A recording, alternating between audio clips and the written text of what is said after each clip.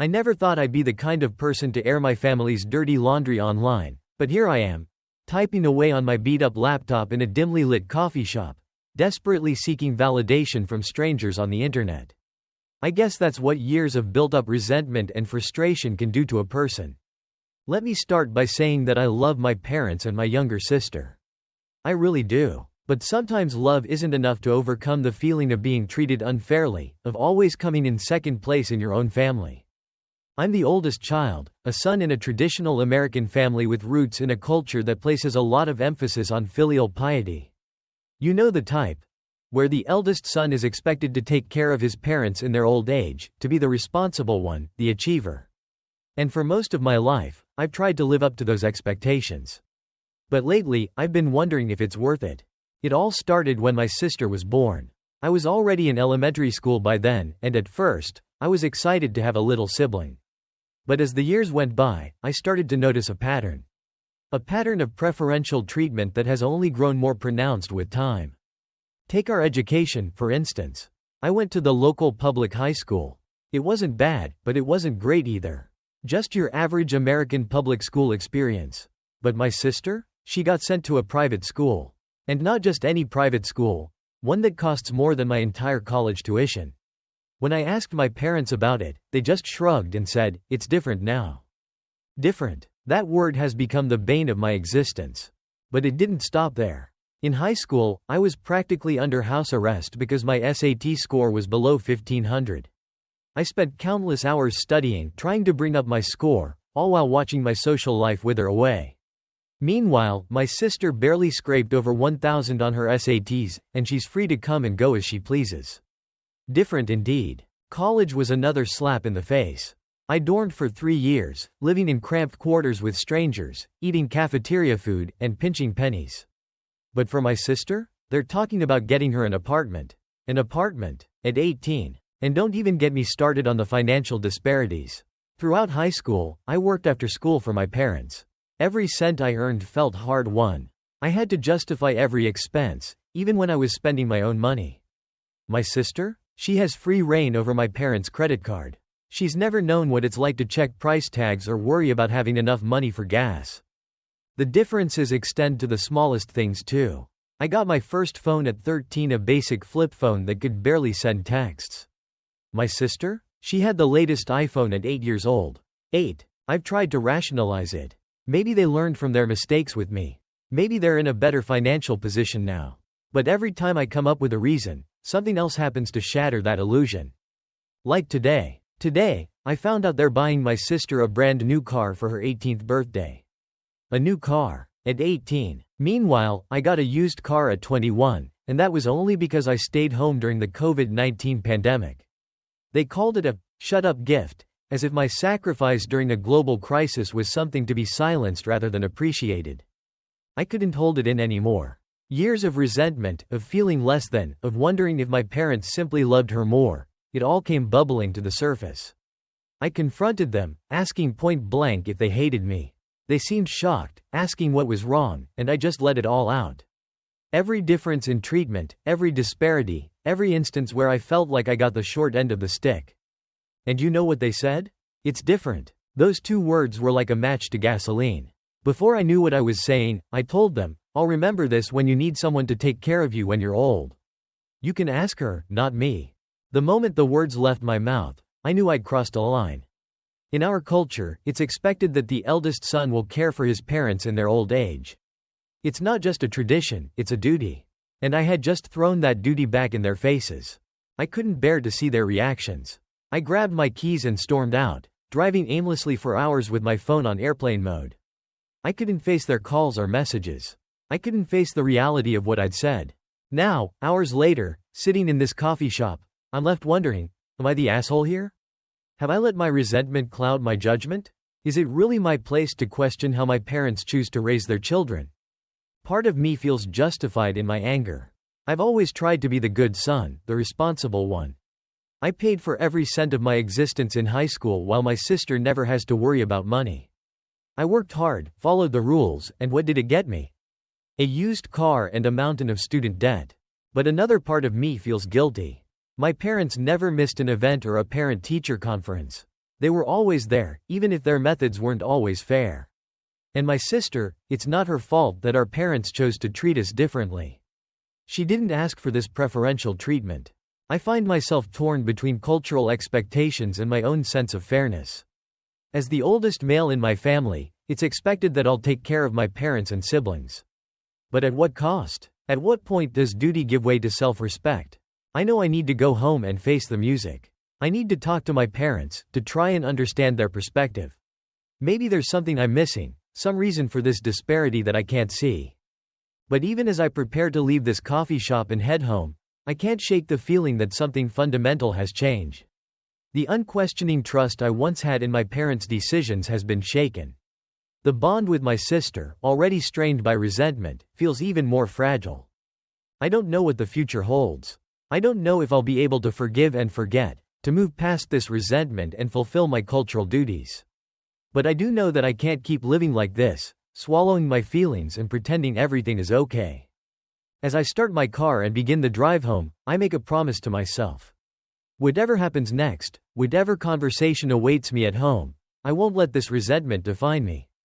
I'll speak my truth, listen to their side, and try to find a way forward. Because at the end of the day, they're still my family. And family, for better or worse, is all we've got. But as I pull into our driveway, seeing my sister's shiny new car parked proudly in front, I can't help but wonder, will it be enough? Can understanding bridge this gap, or have the years of different treatment created a chasm too wide to cross? Only time will tell. For now, all I can do is take a deep breath, step out of my used car, and face whatever comes next. Because that's what the responsible oldest son does, right? Even when it feels like the world, or at least, your family, is stacked against you.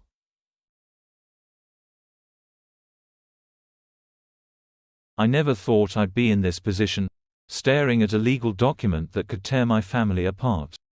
But here I am, pen in hand, ready to sign away my children's inheritance. It's not a decision I've made lightly, and the weight of it sits heavy on my shoulders. Let me take you back to where it all began. My name is Robert, and I'm a 60-year-old businessman living in suburban Chicago. I've worked hard all my life to build a successful company and acquire several valuable properties. Growing up in a working-class family, I learned the value of hard work and perseverance early on. Those lessons served me well as I climbed the corporate ladder and eventually started my own business. I married young, at 25, to my high school sweetheart, Sarah. We had 2 children together, Michael, now 30, and Emily, 27. I loved being a father and did my best to provide them with all the opportunities I never had growing up. Maybe I went overboard sometimes, showering them with gifts and indulging their every whim. But I wanted them to have the childhood I could only dream of. For 35 years, Sarah and I built a life together. It wasn't always easy, but I thought we were happy. We had our disagreements, like any couple, but there was never any major drama or infidelity. At least, that's what I believed. 5 years ago, my world came crashing down around me. I came home early from work one day to surprise Sarah with tickets to a show she'd been wanting to see. Instead, I was the one who got the surprise of a lifetime. As I walked into our bedroom, I found Sarah in bed with another man, her yoga instructor, of all people. The rage that coursed through me in that moment was unlike anything I'd ever experienced. I wanted to lash out, to hurt them both the way they'd hurt me. But somehow, I managed to keep my composure long enough to walk out of the room. I spent that night in a hotel, trying to make sense of how 35 years of marriage could end in such a cruel, humiliating way. The divorce was messy and painful. I threw myself into my work, spending long hours at the office to avoid going home to an empty house. My kids, Michael and Emily, were supportive at first. They listened to me vent, brought me meals when I forgot to eat, and tried to cheer me up with stories about their own lives. I was grateful for their presence, even as I struggled to heal from the betrayal. About a year after the divorce, I met Jen at a charity event. She was beautiful, kind, and made me laugh for the first time in months. We started dating, and I slowly began to feel like myself again. Jen had a 14-year-old son, Tommy, from a previous relationship.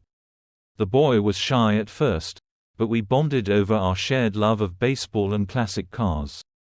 As my relationship with Jen and Tommy grew stronger, I started to notice a change in my biological children's behavior. Michael became distant, canceling our weekly dinners with flimsy excuses. Emily's calls became less frequent, and when we did talk, she seemed distracted and uninterested in my life. I tried to reach out, to bridge the growing gap between us.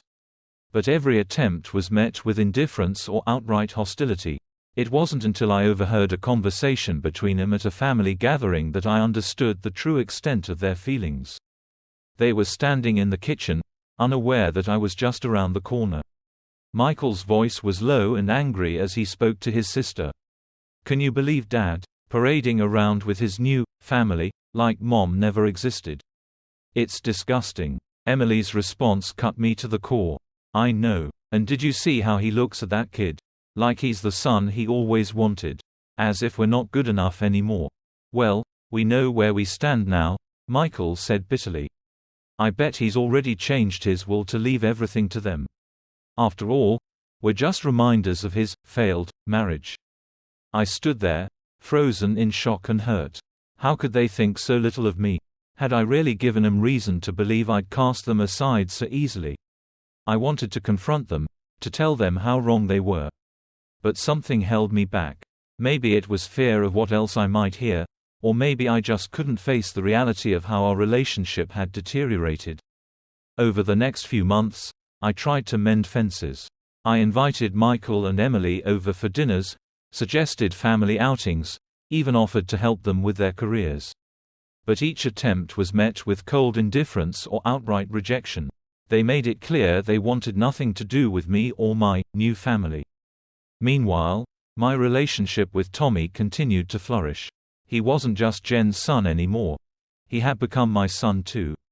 We spent weekends working on an old Mustang in the garage, cheering on the Cubs at Wrigley Field, and having long conversations about his hopes and dreams for the future. He confided in me about his struggles at school and his fears about college.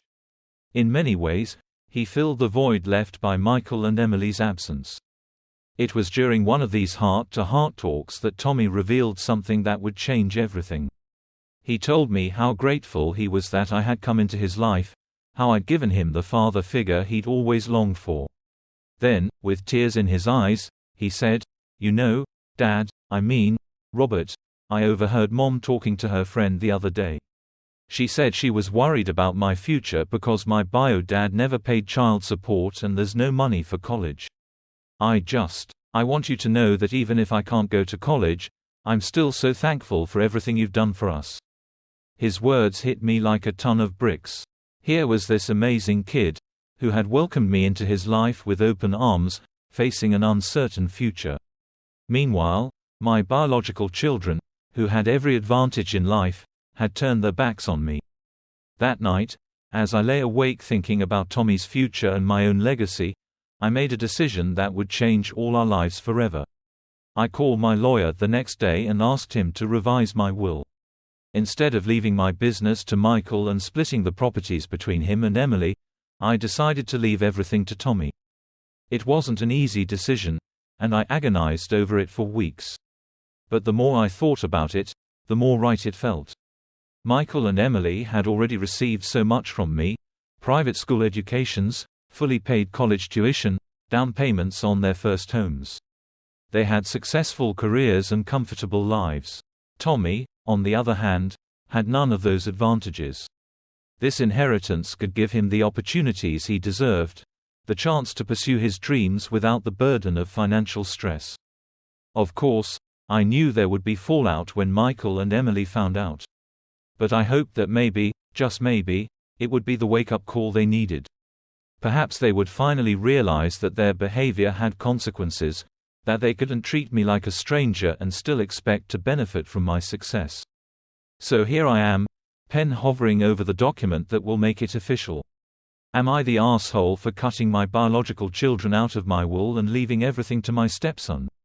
Maybe, but I can't help feeling that this is the right thing to do.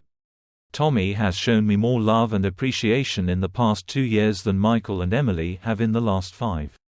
He's the son of my heart, if not my blood, and I want to give him the best possible chance at a bright future. As I sign my name, I feel a mix of sadness and relief. Sadness for the relationship I've lost with my biological children, but relief that I can provide for Tommy in a way his own father never did. I hope that someday, Michael and Emily will understand why I made this choice. And if they don't, well, I'll have to live with that. But for now, I close the folder containing my new wool and head out to the garage. Tommy's waiting for me there, ready to continue work on our Mustang project.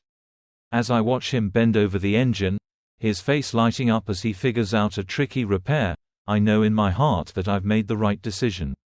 This boy, who has brought so much joy back into my life, deserves every opportunity I can give him. And who knows, maybe someday, Michael and Emily will come around. Maybe they'll realize that family isn't just about blood, but about love, respect, and mutual support. Until then, I'll keep the door open, hoping for reconciliation but secure in the knowledge that I'm doing right by the son who truly appreciates and loves me. As Tommy looks up at me with a grin, holding up a greasy part triumphantly, I can't help but smile back. Whatever the future holds, I know that in this moment, I'm exactly where I'm supposed to be, being a father to a son who wants and needs me. And really, isn't that what matters most?